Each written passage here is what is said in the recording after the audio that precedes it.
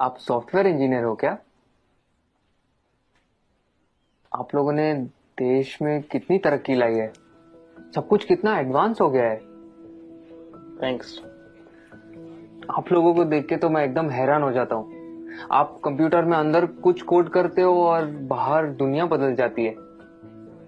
इतना आसान नहीं है दोस्त, ये कुछ कोड का काम नहीं है, काफी मेहनत जाती है इसके पीछे।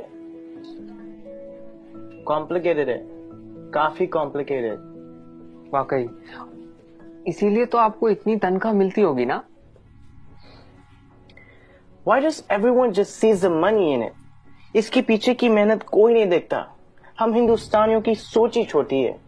Just because मैं पूरा दिन एसी ऑफिस में होता हूँ और ऑब्वियसली मुझे पसीना तो आता ही नहीं होगा, राइट? आप लोगों को ताकत यूज करनी होती है, हमें दिमाग लगाना होता है। ये बाल सफेद ऐसे ही नहीं होते। Let me give you an example. वो ECG मशीन देखो, सब कुछ कंप्यूटराइज्ड है। आपके बॉडी में क्या क्या चल रहा है सब कंप्यूटर से निकाल सकते हैं। प्लेन की, ट्रेन की, लाखों रिजर्वेशन ऑनलाइन होती है।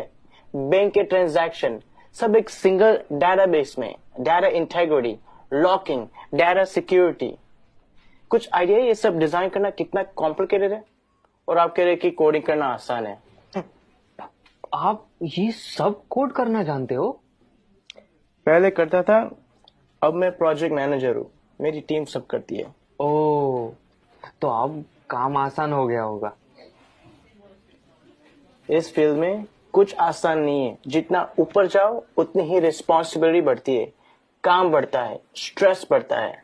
कोडिंग और डिजाइनिंग ये फिर भी आसान है, लेकिन अब मुझे पूरी टीम संभालनी पड़ती है।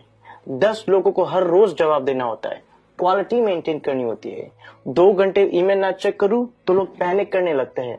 एक साइड से रिजल्ट का प्रेशर होता है और दूसरी साइड को कस्टमर को रिप्लाई करना होता है। रिक्वायरमेंट्स बदलती रहती है और यूजर्स को कुछ और चाहिए होता है, और आपका बॉस कभी सेटिस्फाइड नहीं रहता। दोस्त, शायद तुम्हें पता नहीं है टेंशन और प्रेशर साथ में हैंडल करना कैसे होता है। मुझे पता है सर, टेंशन और प्रेशर दोनों साथ में हैंडल किया है। 6 साल पहले की बात है। हम लगभग 30 लोग रात के 3 बजे पॉइंट 4875 को कैप्चर करने के लिए बढ़ रहे थे। दुश्मन ऊपर से फायरिंग कर रहा था। अगली गोली किसके नाम पे लिखी थी पता नहीं था। उजाले से पहले हमें वहां पहुंचना था। वक्त काफी कम था हमारे पास। होश तो तब आया जब अगले दिन हम चोटी पर तिरंगा लहरा रहे थे, और तब हम बचे 30 नहीं, 4 लोग थे। आप Subedar Sushant from 13 Jammu and Kashmir Rifles on duty at peak 4875 in Kargil.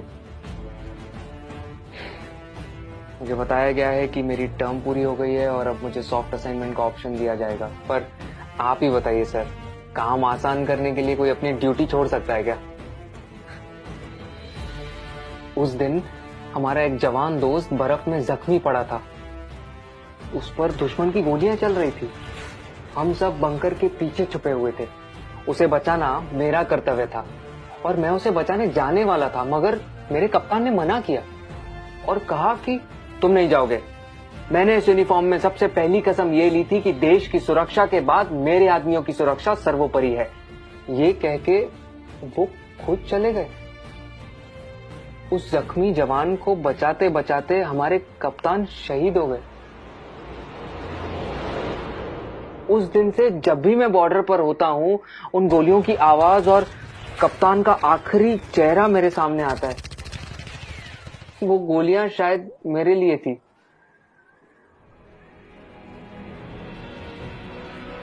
Tension और प्रेशर दोनों के साथ काम करना जानता हूँ मैं।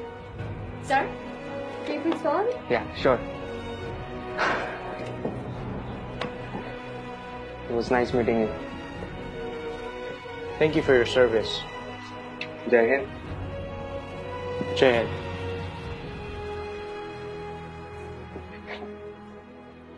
कभी खुद की जिंदगी से शिकवा होने लगे अगर, तो एक फौजी की जिंदगी के बारे में सोचना।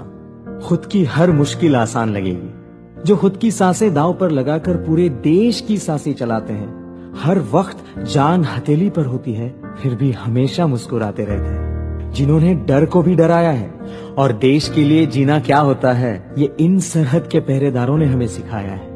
तो अगली बार जब कोई चुनौती तुमसे तुम्हारा सुख चैन छीनेगी, तो एक फौजी की जिंदगी के बारे में जरूर सोचना। खुद की हर मुश्किल आसान लगेगी,